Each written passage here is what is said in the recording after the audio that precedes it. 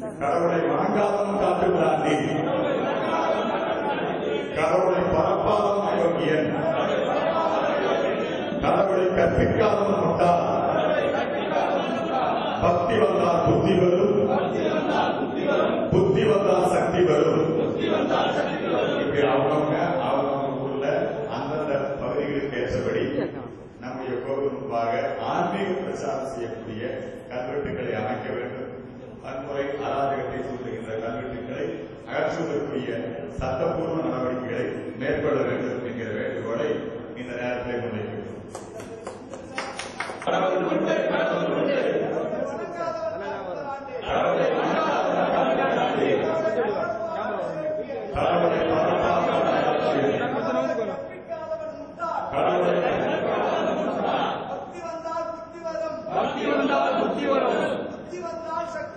புத்தி வந்தால் சக்தி வரும். இந்த கல்வெட்டுக்கு ஒவ்வொரு கோயில் முன்னாடி இருக்கணும். அந்த நாத்திக எதிர்ப்பு எப்படி இந்தி எதிர்ப்பு எதிர்த்தார்களோ இந்து எதிர்ப்பு வாசகத்துக்கு எதிராக நம்ம இந்து ஆதரவு வாசகம் படிக்கிறோம். அதற்கு இந்த காத்துக்கலாண்டி அயோக்கியம் எழுதியிருக்கிற நாம் தார்பூசி அளிக்கின்ற போராட்டத்தை இந்து மக்கள் கட்சி சார்பிலே நடப்போம் என்பதை தெரிவித்துக் கொள்கிறேன். ராஜன் தேவேந்திரர் இங்க உணவருக்கு போவோம். சரி, நம்ம அடுத்த கட்சியினுடைய திரு கோபாலன் செய்து கொண்டிருக்கிற அமைப்பு அவர்கள் ஒரு 5 நிமிடம் பேசுவார். இந்து சமுதாயத்தினுடைய அரசியல்களை எல்லாம் நன்கு உணர்ந்து இந்து சமுதாயத்தையும் பண்பாட்டையும் பாதுகாக்க வேண்டும் என்று பல்வேறு ஊர்களிலே இருந்து வந்திருக்கின்ற அனைத்து சமுதாய இயக்க தலைவர்களே, உங்கள் அனைவருக்கும் தமிழ்நாடு தெலுங்கு மக்கள் கட்சியின் சார்பாக பொதுச் செயலாளர் என்ற முறையில் உங்கள் அனைவரையும் வருக வருக என்று கூறி, இந்து சமுதாயத்திற்கு பல்வேறு விதமான இன்னல்கள் ஏற்படுகிற பொழுதெல்லாம் தமிழகத்திலே ஒரு உயரமிக்க ஒரு இளைஞரின் குரல் ஒலித்துக் கொண்டிருக்கிறது என்று சொன்னால் எழுச்சி நாயகன் அர்ஜுன் சம்பத் என்று சொன்னால் மிகையாகாது. அவருடைய சமய தொண்டு, சமூக தொண்டு நம்முடைய சமுதாயத்தை ஒருங்கிணைக்கின்ற மிகப்பெரிய சமுதாய பணிக்கு நாம் அனைவரும் எங்களுடைய இயக்கமும் இந்த சமுதாய பணிக்கு என்றும் உறுதுணையாக இருப்போம். இந்து சமயத்தையும் இந்து கடவுளையும் ஆயிரக்கணக்கான ஆண்டுகளுக்கு முன்பு பல்வேறு விதமான பண்பாட்டு சீரழிவுகள் பல்வேறு நாடுகளிலே இருந்த இந்து சமுதாயத்தை அழிக்க முடியவில்லை. இஸ்லாமியர்கள் பல்லாயிரக்கணக்கிலே படையெடுத்து இந்து கோயில்களை தமிழகத்திலே அழித்தார்கள். ஆனால் அதற்கு பின்னால் பல லட்சக்கணக்கான இந்து கோயில்கள் உருவாக்கிக் கொண்டிருக்கிறது. இதை எதை காட்டுகிறது என்று சொன்னால், இந்து சமுதாயத்தை இந்து மதத்தை யாராலும் அழிக்க முடியாது என்பதற்கு மிகப்பெரிய சான்றாக இருக்கிறது. அதே போல உலகத்திலே இலங்கையானாலும் சரி, பாகிஸ்தானாலும் சரி, இந்து சமயத்திற்கு இன்னல் வருகிற பொழுதெல்லாம் குரல் கொடுத்துக் கொண்டிருக்கின்ற அருமை தோழர் அர்ஜுன் சம்பத் அவர்கள் வழியிலே அனைத்து சமுதாயமும் ஒருங்கிணைந்து போராடுவோம். இப்படிப்பட்ட சூழ்நிலையில் வந்திருக்கின்ற உங்கள் அனைவரையும் தமிழ்நாடு தெலுங்கு மக்கள் கட்சி வருக என்று கூறி வாழ்த்துக்கள் விடைபெறுகிறேன். நன்றி, வணக்கம். அடுத்தபடியாக இந்து மட்டுமே நாடார் என்று சொல்லி ஓயாமல் போராடி கொண்டிருக்கின்ற பல அற்புத சேவைகளை செய்து கொண்டிருக்கின்ற இந்து மக்கள் கட்சியினுடைய மாநில துணைத் தலைவர் திரு ராமகிருஷ்ணன் அவர்கள் இங்கே வருவார். நாடார் சபா தமிழ்நாட்டில் ஒரு பெரிய உருவாக்கி அங்கே இப்போ புதுசாக ஒரு குழப்படி ஏற்படுத்தி அந்த குழப்படி என்னன்னு சொன்னா, கிறிஸ்தவ நாடார்னு சொன்னாலே இந்துதான், கிறிஸ்தவன் போயிடணும். நாடார்னு ஒரு வார்த்தையை அவன் கொண்டவே கூடாது. கிறிஸ்தவனா தான் இருக்கணும், இந்துவா தான் இருக்கணும் என்று கூறி. அடுத்தபடியாக நம்முடைய நாயக்கர் நாயகர் நம்முடைய அனைத்து சமுதாய தலைவர்களுக்கு தலைமையேற்றிருக்கும் ஐயா அர்ஜுன் சம்பத் அவர்களுக்கும் மேடையில் அனைத்து சமுதாய தலைவர்களுக்கும் என் வணக்கம். இன்றைய தேவை இந்து சமுதாயம் மேலும் மேலும் வளர்க்க வேண்டும். கிறிஸ்துவ சமுதாயத்தில் நிறைய பேர் கம்யூனிகேட் ஆகிட்டு இருக்காங்க.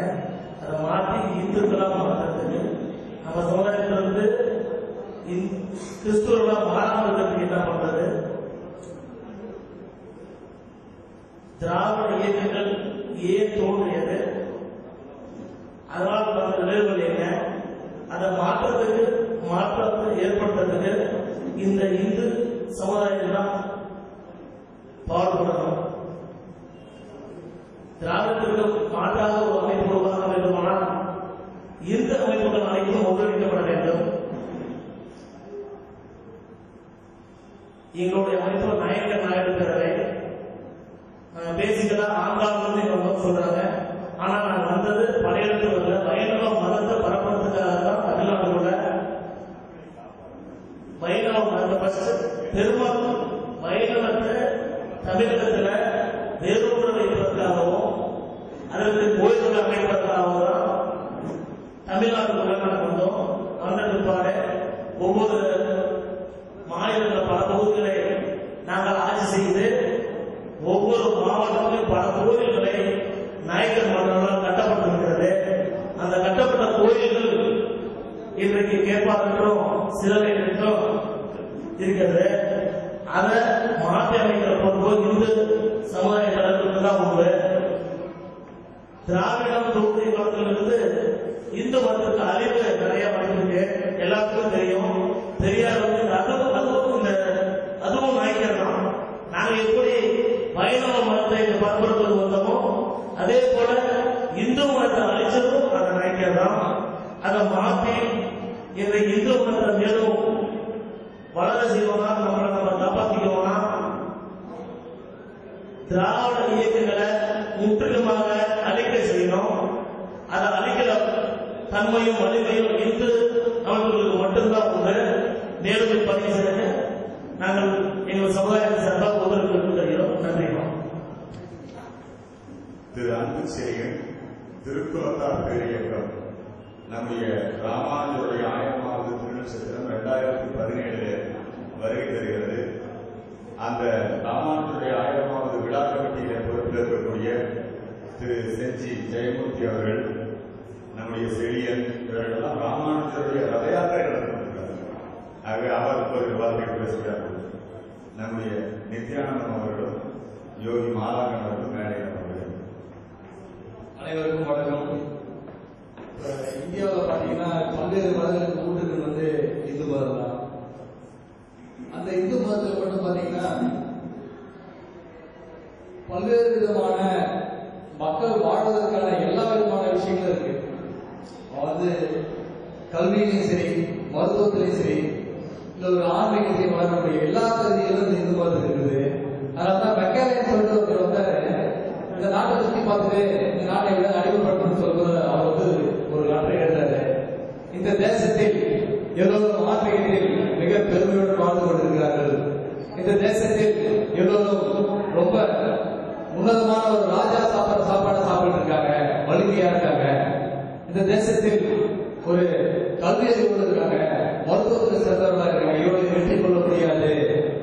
இவர்களுடைய மொழி சரியில்லை, இவர்களுடைய உணவு சரியில்லை, இவருடைய மருத்துவம் சரியில்லை. முக்கியமாக இவர்கள் வளர்ந்து கொண்டதும் இந்து மத ஆன்மீக தத்துவங்கள் சரியில்லை. இதை செய்தால்தான் நம்ம ஜெயிக்க முடியும்னு சொன்னாங்க. அதை இன்னைய வரைக்கும் பல்வேறு விதமான நேரடியாகவும் மறைமுகமாகவும் செய்துட்டு வராங்க.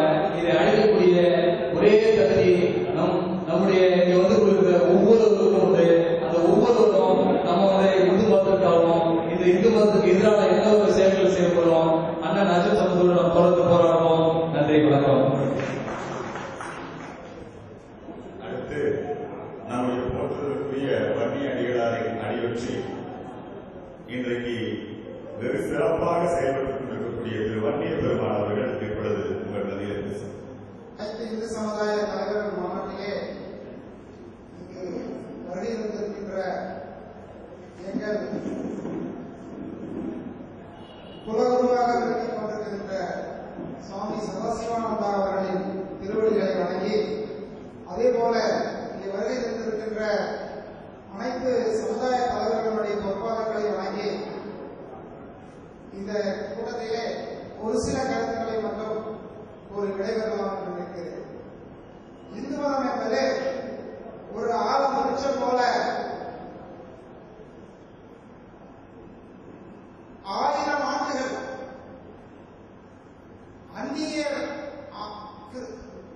இஸ்லாமியர்களால் 600 ஆண்டுகளும் ஆங்கிலேயர்களால் 400 ஆண்டுகளாகவும் அடிமைப்பட்டு கிடந்த ஒரு இந்திய நாட்டிலே இந்து சமயத்தை அவர்களால் அழிக்க முடியவில்லை.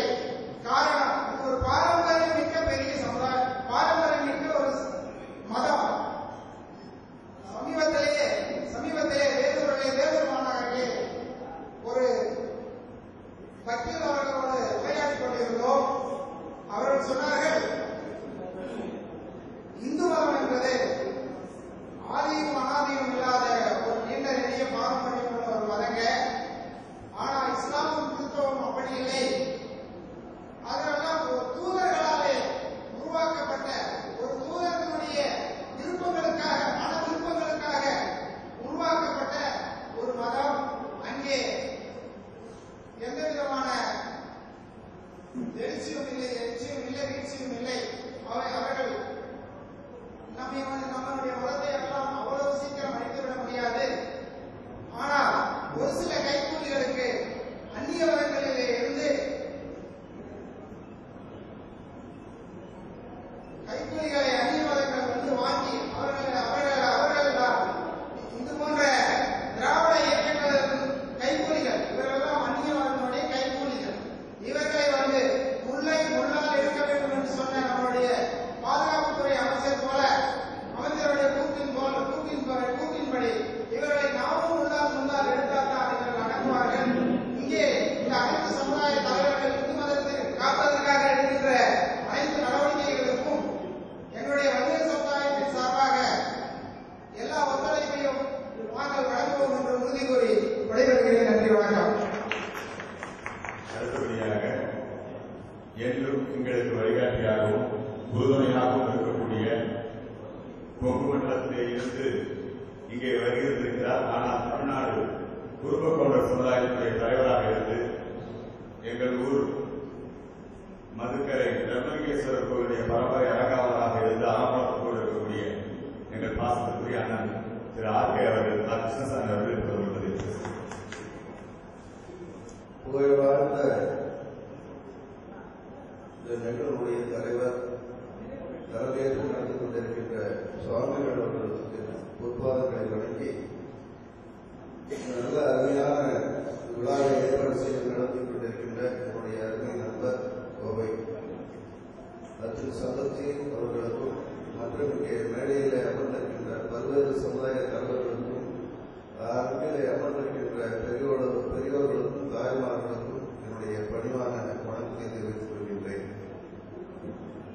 மிக பழமையான சமுதாயம் எங்களுடைய குடும்ப சமுதாயம். பல 100 ஆண்டுகளுக்கு முன்பாக மலையை சார்ந்த பகுதிகளிலும் ஆடு மேய்த்து வாழ்வதுதான் எங்களுடைய சமுதாயத்தினுடைய ஒரு தொழிலாக இருந்தது. அந்த சமுதாயத்தைச் சேர்ந்தவர்கள் இறை நம்பிக்கையிலும் சமுதாய சடங்குகளிலும் மிக நம்பிக்கை உள்ளவர்கள். எந்த ஒரு காரியத்தை எடுத்தாலும் அந்த இறைவனை வழிபட்டு அந்த சமுதாயத்தை நடப்பதிலே எங்களுக்கு ஆரம்ப காலத்திலிருந்து முன்னோர்கள் வழிகாட்டியாக வாழ்ந்திருக்கின்றார்கள். அந்த வழியை இதுவரையிலும் நாங்கள் பின்பற்றி வருகின்றோம்.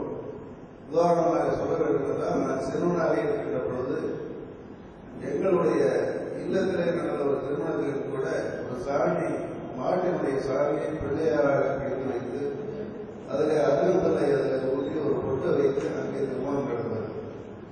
மிகப்பெரிய ஒரு திருமணம் என்பது, தாலி கட்டுவது என்பது மிகப்பெரிய ஒரு சடங்காக நாங்கள் கருதுகின்றோம். அதுபோல நாங்கள் எடுக்கக்கூடிய ஒவ்வொரு வேலைகளிலும் தாழ்மையும் இருக்கும். என்னுடைய தந்தை காலையில் நேரத்தில் எழுந்திரிச்சு சூரிய உதயத்துக்கு முன்பாக நீ குளித்து நீ ரெடியாக இருந்து சூரிய உதயத்தில் நீ வணங்க வேண்டும் என்று கூறுவார்கள். அதே மாதிரி என்னுடைய தாய் விவசாய கூலிக்கு செல்கின்ற பொழுது அங்கே கூழாங்கல் பார்த்து அந்த கூழாங்கலையெல்லாம் எடுத்து பொறுக்கி கன்னிவாரத்தில் வைத்து வழிபடுவார்கள். அது மாத்திரமல்ல, அந்த பூமியை சுற்றியும் அந்த பூமிக்கு எல்லை காவலாக ஒரு சாமியை வைத்து வழிபடுவார்கள். அதை அடுத்து வந்து களத்தில் போட்டு அடிக்கின்ற பொழுது களத்துக்கு எல்லை சாமி வைத்து அதுக்கு பூஜை செய்து அப்புறம்தான் களத்தை அடிப்பார்கள். இப்படி ஒன்றோடு ஒன்று இணைந்து எங்களுடைய சமுதாயம் ஆன்மீகத்திலையும் அந்த பழக்க வழக்கங்கள் சடங்குகளையும் ஊறிப்போன ஒரு சமுதாயம். அவ்வளவு பெரிய ஒரு சமுதாயத்துக்கு ஒரு தாலியை எல்லாம் மதிக்காமல் தாலியை கட்டுவது என்பது ஏற்க முடியாத ஒன்று. இந்த கேள்விப்பட்டவுடனே எங்களுடைய 30 சமுதாயம் மிகவும் வேதனை கொண்டது. இதை எங்கு சொல்லுவது, எங்கு யாருக்கிட்ட சொல்லுவது, இது எப்படி இதை நாம் எதிர்ப்பை காட்டுவது என்கிற இந்த நேரத்தில்தான் மாண்புமிகு மதிப்புக்குரிய அர்ஜுன் சம்பத் சாரதி அவர்கள் ஒரு நல்ல ஒரு முயற்சியை ஏற்படுத்தி இருக்கிறார்கள். இது உண்மையிலே பாராட்டக்கூடியது. இது சமுதாயத்தை காப்பாற்ற வேண்டும் என்றால் இந்த மாதிரி ஒரு விழாக்கள் இந்த மாதிரி நம்மளுடைய எதிர்ப்புகளை நாம் மக்களுக்கு தெரியப்படுத்த வேண்டும். அப்பொழுதுதான் இந்த சமுதாயத்துக்கு நாம் செய்யக்கூடிய ஒரு கடமையாகும். அது ஒரு நல்ல ஒரு நோக்கமாகும். இதை ஏன் திராவிட கழகத்தில் இருந்து தாய் கழகமான திராவிட கழகத்தில் இருந்து பிரிந்து வந்தவர்கள் பரமுறை 5 ஆண்டுகளாக ஒருவர் இங்கே இருக்கிறார்கள். அவர்கள் கண்டிக்கவில்லை. எப்படியாவது ஆட்களை பிடிக்க வேண்டும் என்று தொழில் கொண்டிருக்கின்ற வைகோ பிடிக்கவில்லை. அவரும் கண்டித்து கேட்கவில்லை. தெய்வ நம்பிக்கையிலையும் ஆன்மீகத்திலையும் இந்து சமுதாயத்தில் மட்டும் அக்கறை கொண்டவர் இன்றைய தமிழக முதல்வர் அவர்கள். கண்டிப்பாக இதை அவர்கள் எதிர்த்து ஒரு அறிக்கை விட வேண்டும் என்று நான் இந்த எங்கள் சமுதாயத்தின் சார்பாக கேட்டு வருகின்றேன். இந்த மாதிரி அவர்கள் எதிர்த்து ஆனால் இனி மேற்கொண்டு இந்த சமுதாயத்தை தாலியை எடுப்பது, தாலி அணியக்கூடாது, தாலியை காட்டுவது என்ற சமுதாயத்திற்கு இந்த மாதிரியான ஒரு பிரச்சாரங்கள் மறைந்து இந்து மக்களுடைய தெய்வ நம்பிக்கையும் ஆன்மீகமும் சிறந்து விளங்க ஒரு நல்ல ஒரு வழிகாட்டியாகும். நாம் இந்த நேரத்தில் இந்து சமுதாயத்தைச் சேர்ந்த தலைவர்கள் எல்லாம் ஒற்றுமையோடு இருந்து எந்த அளவுக்கு இந்து மக்களுக்கு இந்துக்களுக்கு ஒரு சோதனை வருகின்றதோ அந்த நேரம்